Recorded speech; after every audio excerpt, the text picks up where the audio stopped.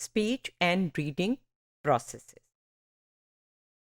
क्योंकि language itself एक बहुत ह्यूज फील्ड ऑफ स्टडी है, हम अपने इंटरेस्ट के लिए उसमें से वो चीज़ें पिक करते हैं जिन पे एक्सपेरिमेंट्स हुए हुए हैं।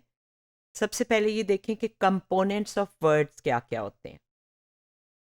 फोनीम होता है, it's defined as the shortest segment of speech that if changes the meaning of a word. मसलन अगर बिट है, इसमें जो फोनीम्स हैं BIT 3 साउंड्स हैं, इसमें से जो सबसे छोटा सेगमेंट आप चेंज करेंगे, अगर आपने आई चेंज किया तो वो बैट बन जाएगा, मतलब चेंज हो गया। अगर आपने बी चेंज किया तो पिट बन जाएगा, मतलब चेंज हो गया। और अगर आपने टी चेंज किया तो वो बिड बन गया, फिर मतलब चेंज हो गया। तो phoneme is that single segment. Morphemes are the smallest unit of language that have a definable meaning or a grammatical function. Table, tub, अल, ये एक मॉर्फीम। बेड रूम, 2 मॉर्फीम्स हैं। In perceiving words the context is important. Context कैसे important होता है? ये experiment ये बताता है कि साउंड का जो स्टिमुलस लिसनर को प्रेजेंट किया गया, द साउंड में ये जुमला था, met with their respective legislatures। जहां पे एस की साउंड आती थी इन लेजिस्लेचर्स, उसको एक से मास्क किया गया था। यानी जब एस आने लगता था तो एक्सपेरिमेंटर की तरफ से एक होती थी, तो एक्चुअली उसके कान में खांसी की आवाज जाती थी, एस की नहीं। जब उनसे पूछा कि क्या सुना है, तो उन्होंने सुना था जुमला met with their respective legislatures। वो कह रहे थे हमने एस सुना है और हमने खांसी भी सुनी है। कॉन्टेक्स्ट जो है वो इंपॉर्टेंट होता है। इसको फोनेमिक रेस्टोरेशन इफेक्ट कहते हैं एक्सपेरिमेंटल साइकोलॉजी ऑफ लैंग्वेज की जबान में, यानी वो फोनीम जो है वो रेस्टोर हो जाता है। एक और एक्सपेरिमेंट जो स्पीच और रीडिंग प्रोसेसेस के हवाले से हुआ है, स्टिमुलस ए है, एक वर्ड है फोर्क, बी है एक सिंगल लेटर के, और सी एक नॉन वर्ड है RFOK जो कोई लफज नहीं है।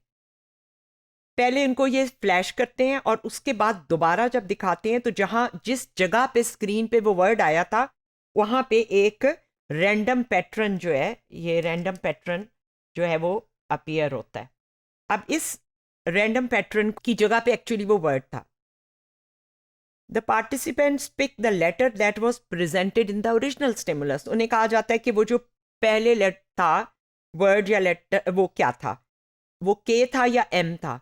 तो अगर उन्होंने के को आइडेंटिफाई करने में वो बहुत जल्दी से आइडेंटिफाई कर लेते हैं अगर उससे पहले फोर्क का लफज आया हो, ठीक है।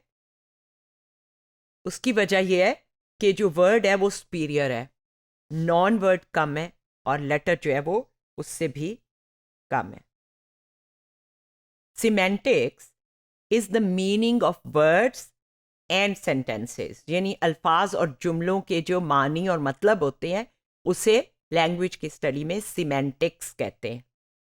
सिंटेक्स जो है वो ग्रामर के रूल है, कोई भी रूल जिसमें हम अल्फाज को जुमले में कंबाइन करते हैं। इसकी मिसाल ऐसे देखें कि अगर हम कहते हैं, एक जुमला है द कैट्स वोंट ईट, बिल्लियां खाना नहीं खाएंगी, उसको हम चेंज कर दे बिल्लियां खाना नहीं पकाएंगी, तो इसकी सिंटेक्स में यानी rule of combining words in sentences में कोई खराबी नहीं है। ये जुमला बिल्कुल ग्रामेटिकली दुरुस्त है, लेकिन इसका जो मीनिंग है वो बेतुका है। इसी तरह अगर हम इसी जुमले को ऐसे कर दें, बिल्लियां खाना नहीं खाती, तो ये ग्रामेटिकली रॉन्ग है। द कैट्स वोंट ईटिंग, ये ग्रामेटिकली रॉन्ग है, ये एरर ऑफ सिंटेक्स है। मतलब इसका हमें समझ आ जाए चाहे, लेकिन हम इसको इसकी क्योंकि ग्रामर ठीक नहीं, इसको सिंटेक्स की एरर कहेंगे। तो लैंग्वेज की स्टडी में हम मानी, साउंड्स यानी फोनीम्स, मॉर्फीम्स और उसकी रूल्स कैसे हम कंबाइन करते हैं उसके बारे में एक्सपेरिमेंट करते हैं।